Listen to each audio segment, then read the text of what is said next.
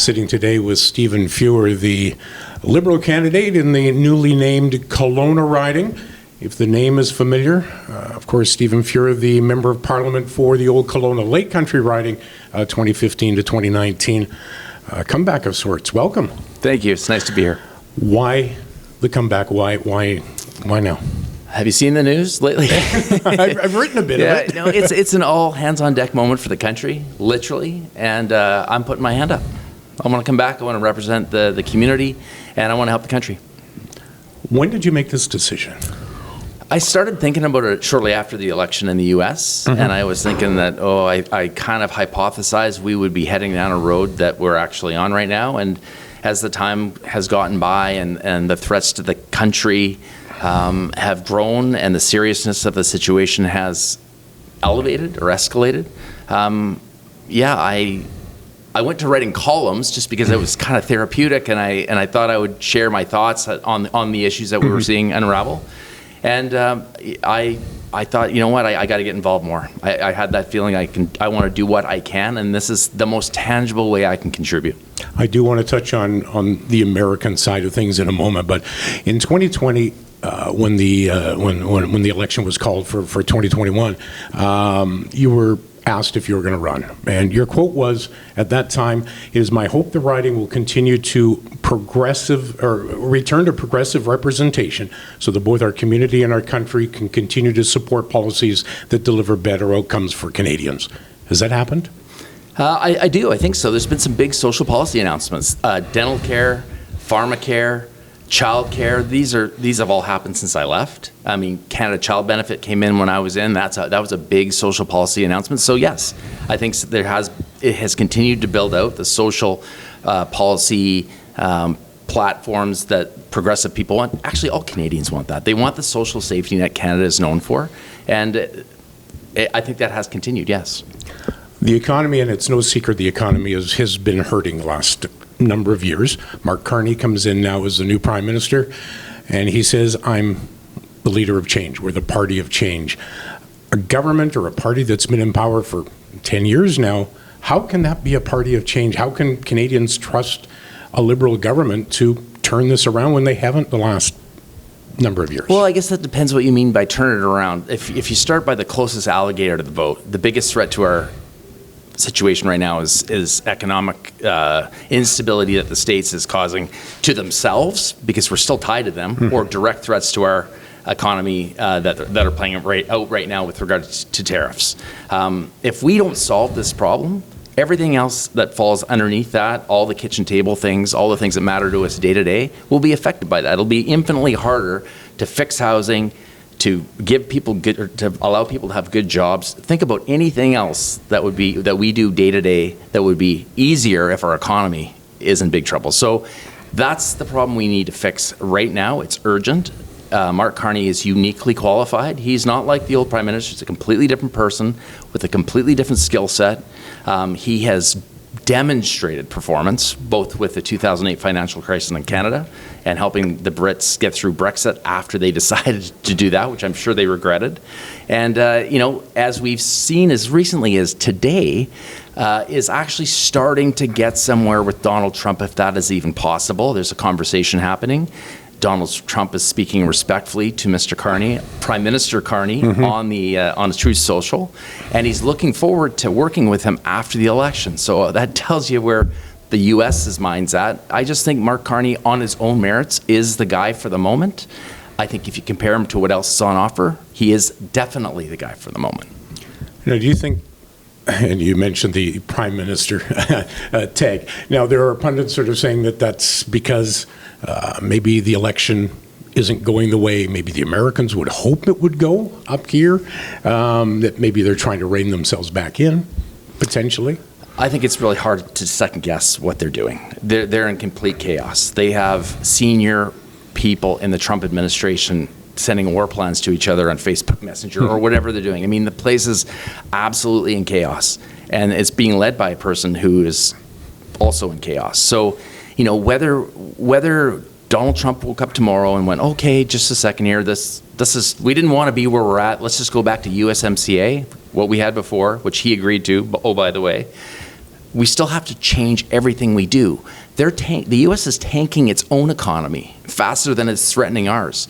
And that's a problem for us, because if their economy suffers, even though they're not threatening ours, which they are, ours will suffer because it's so connected to theirs. So there's no real immediate scenario where we're not in pretty dire straits.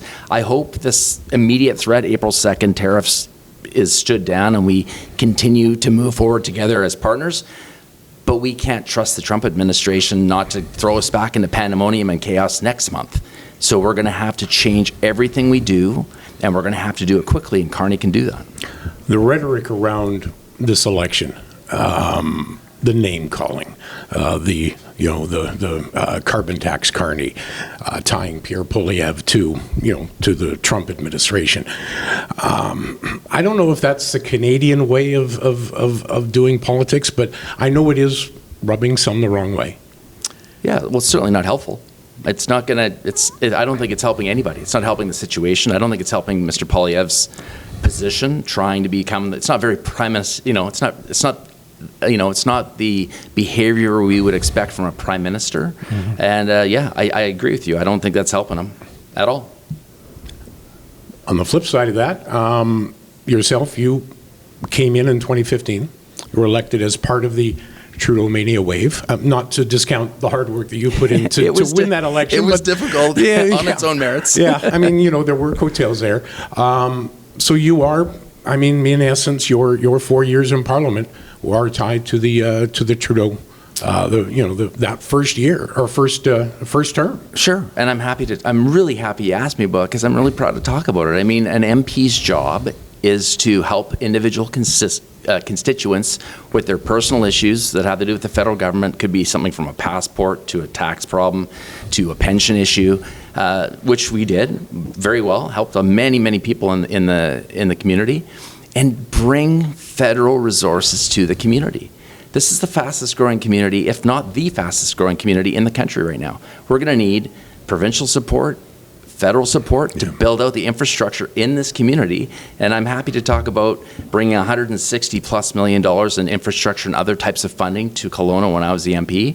And if I want to add the West Kelowna water treatment plant to that list, because I was very involved in that, you can add another $24 million to that. So I've been very effective at helping the community with its federal dollar requests, and I'm willing to do it again. And there's a whole laundry list of things that we need moving forward, so I'm ready to get to work. I know during the lead up to the 2015 election, you knocked on a lot of doors. I'm assuming you've done that so far. Again, what are you hearing from those at the front door? I think that most people are very aware of what kind of situation the country's in right now, and they understand exactly what I spoke to before. We need to meet the moment, because if we don't meet the moment, all the other things that are already hard become infinitely harder. So right now, the people that I'm talking to are most concerned and most focused on putting the right person in the right position, i.e. Prime Minister, to deal with the Americans. And not only deal with the Americans, we need to find new trade partners. We need to strengthen the relationships we have. So not only do we need someone that's capable and competent with proven performance, we need someone with relationships. If you watched Mark Carney going up the steps in Paris, his first trip, and he was going up as he hit the top step and his hands going out to shake hands with Macron, you could totally tell those guys had a relationship. They were happy to see each other, and the Europeans are starting to come to the party big time for Canada, and I think it's a good thing. What's number one on your list? If you were elected MP today, what's at the top of your list for the Kelowna riding?